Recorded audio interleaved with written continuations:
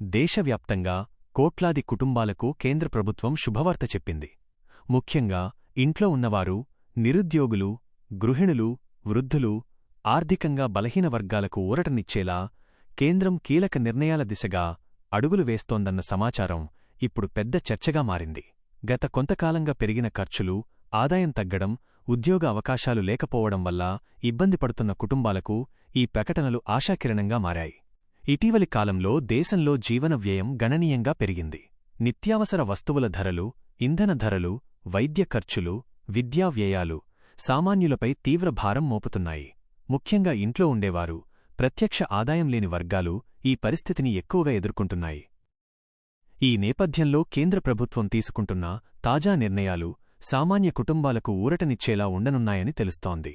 ప్రభుత్వ వర్గాల సమాచారం ప్రకారం ఇప్పటికే అమల్లో ఉన్న కొన్ని సంక్షేమ పథకాలను మరింత విస్తరించే దిశగా కేంద్రం ఆలోచిస్తోంది. ఇంట్లో ఉన్నవారికి ప్రత్యక్షంగా లబ్ధి చేకూరే విధంగా ఆర్థిక సహాయం, రాయితీలు, సబ్సిడీలు పెంచే అవకాశాలు ఉన్నాయని చెబుతున్నారు. ఇది కేవలం ఒక వర్గానికే కాకుండా సమాజంలోని అనేక విభాగాలకు ఉపయోగపడేలా రూపొందిస్తున్నట్టు సమాచారం. ప్రత్యేకంగా గృహిణులు, వృద్ధులు, ఆదాయం లేని కుటుంబ సభ్యులకు సంబంధించి కేంద్రం తీసుకునే నిర్ణయాలు కీలకంగా మారనున్నాయి. కుటుంబ ఆర్థిక భద్రతను బలోపేతం చేయడమే లక్ష్యంగా ఈ చర్యలు ఉంటాయని విశ్లేషకులు అంటున్నారు. చిన్న మొత్తమైనా నిరంతరంగా వచ్చే సహాయం కుటుంబాలకు పెద్ద ఊరటగా మారుతుందని ప్రభుత్వ వర్గాలు భావిస్తున్నాయి. ఇక గ్రామీణ ప్రాంతాల్లో ఈ శుభవార్త ప్రభావం మరింత ఎక్కువగా ఉండే అవకాశముంది. వ్యవసాయంపై ఆధారపడిన కుటుంబాలు, కూలి పనులపై జీవించేవారు, సీజనల్ ఉపాధిపై ఆధారపడే వర్గాలు గత కొంతకాలంగా తీవ్రమైన ఇబ్బందులు ఎదుర్కొంటున్నాయి. వారికి కేంద్రం నుంచి వచ్చే సహాయం జీవనాధారంగా మారుతుందన్న ఆశలు పెరుగుతున్నాయి. రాజకీయంగా కూడా ఈ నిర్ణయాలకు ప్రాధాన్యముంది. ఇంట్లో ఉన్నవారు, ఆదాయం లేని వర్గాలు పెద్ద సంఖ్యలో ఓటర్లుగా ఉండటం వల్ల వారి సమస్యలపై స్పందించడం ప్రభుత్వానికి కీలకంగా మారింది.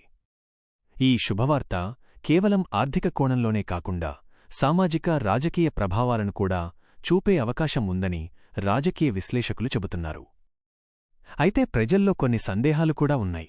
గతంలో ప్రకటించిన కొన్ని పథకాలు పూర్తిస్థాయిలో అమలు కాలేదన్న అనుభవాల కారణంగా ఈసారి మాత్రం స్పష్టమైన మార్గదర్శకాలు, అమలు తేదీలు కావాలన్న డిమాండ్ వినిపిస్తోంది.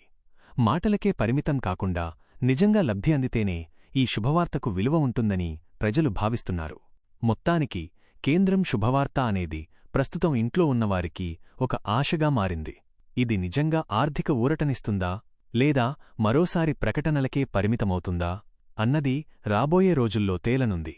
కాని ఒక విషయం మాత్రం స్పష్టం: ఈ నిర్ణయాలు అమలైతే ఇంట్లో ఉన్న కోట్లాది కుటుంబాల జీవితాల్లో మార్పు రావడం ఖాయం.